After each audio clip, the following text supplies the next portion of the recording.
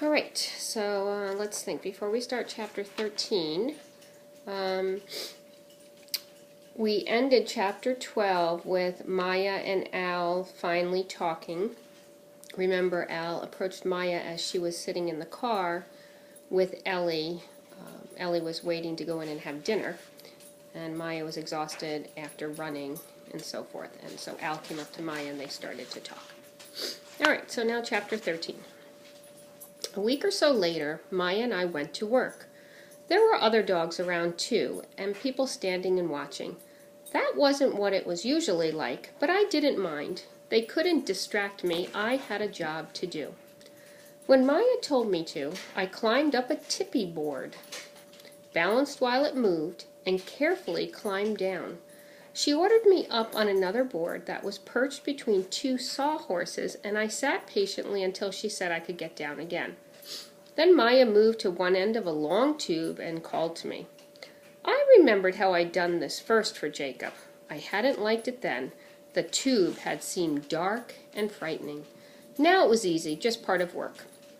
I plunged in, forcing my way through, to see Maya's face break into a wide smile when I wiggled out. Good girl, Ellie. Then she told me to find.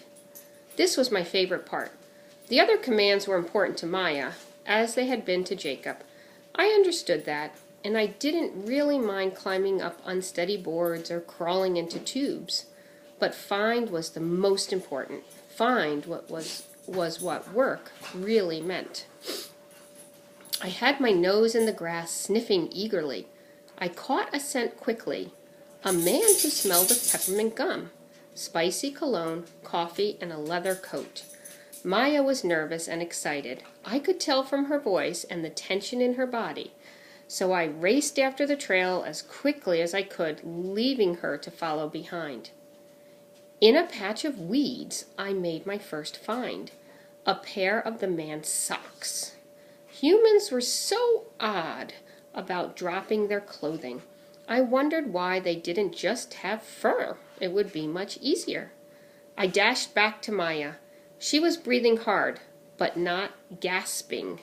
When you're gasping, you're going, like when you run really hard and you can't breathe correctly, you can't get enough air. So she was breathing hard, but not gasping. When I found her, show me, she said quickly, after one look at my face. She kept up with me, too, although she was starting to pant by the time we reached the socks. Good, Ellie. Good girl. Find, she said again. I dashed off, running through trees and bushes, jumping over a muddy puddle, following the trail. This was easy. It was fun. Then the scent seemed to lift off the ground. I paused with my nose up. The wind moved the man's smell toward me.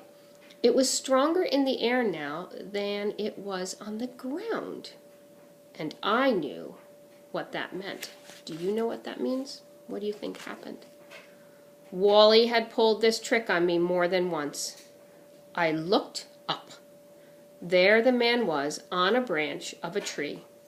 He stayed very still, probably hoping I didn't know he was there. But he couldn't fool me. I spun in my tracks and headed back to Maya.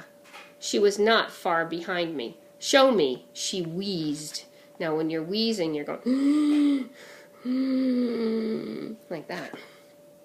People with asthma tend to wheeze. Okay? I did. She followed me, pushing through the bushes, ducking under branches. She grunted when a branch smacked her in the face, and I looked back. Show me, she called again. I sat down at the base of the tree, staring up. Maya jogged up next to me and paused, looking around in confusion. Ellie, he's not here. Why'd you stop, girl? I didn't move. My eyes were on the man. He was so still he might have just been an extra branch in the tree. Ellie, show me. I was showing her. I twitched in frustration, but I kept my gaze on the man. Jacob would have figured it out by now. Ellie! Ellie! Oh, good girl, Ellie! Maya looked up and she grinned. The man swung down out of the tree. He was grinning too. Maya quickly pulled the rubber bone out of her pocket to play with me, and I felt her pride and happiness as we wrestled and tugged. "You're quite a team," said the man we found. "Yes," said Maya, and she let me have the bone, then went down on her knees to hug me around the neck. "Yes, we are." So what do you think was happening? All right, remember, people are watching her and so forth. And remember when Maya spoke with Jacob, she was saying that she had a test in a couple of weeks and she wasn't sure she was going to pass. So I think this may have been her test.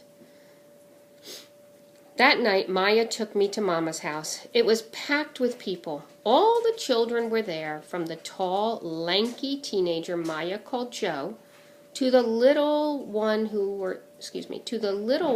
were still more like puppies than people. Lots of adults, too. Everyone hugged Maya, and everyone kept petting me and saying my name. "Now that you're certified, you need to eat," Mama told Maya. Then the doorbell rang. That didn't usually happen at Mama's house. People just burst in. I followed Mama to the door, and when she opened it, she gasped with happiness and smiled even wider than she usually did. It was Al. He had a bunch of flowers in his hand, which he gave to Mama. She gave him a kiss on the cheek, and he blushed, but he was happy. He scratched my ears in the excitement in that excellent way he had. "I hear you're a good girl, Ellie," he said, and I wagged. Okay, so a couple of things here. Certified means that she passed the test.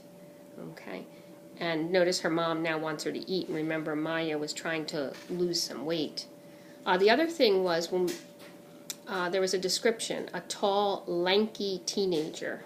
So we know what tall means, but lanky kind of means very like thin. A lot of times when boys grow tall, they tend to grow like tall and thin out, and then their arms and legs kind of look long before they continue to grow and then get like wider again and fill out in their chest. So that's lanky. All right, so we're on page 130. The whole family got quiet when Al stepped out into the backyard. There were picnic tables set up with food all over them and cans that had drinks inside them, and people were sitting and standing everywhere, with the young ones running and shouting. But they all stopped and turned their faces toward the doorway. Then Maya went over to Al, and he gently touched her cheek with his mouth. I felt nervousness from both of them, and I quickly dashed over in case there was something that needed to be done. Work, maybe, or a taco to eat. I was ready for anything. Then Maya smiled widely and turned around, taking Al's hand. "Al, this is my brother Jose and my sister Elisa. That little one there is Elisa's youngest, and this is..." Maya kept talking. Nobody was nervous anymore, so I wandered around the yard eating tortilla chips and bits of hot dogs that the children snuck to me. Everybody seemed happy, and I couldn't tell if Al or Maya or Mama was the happiest of all.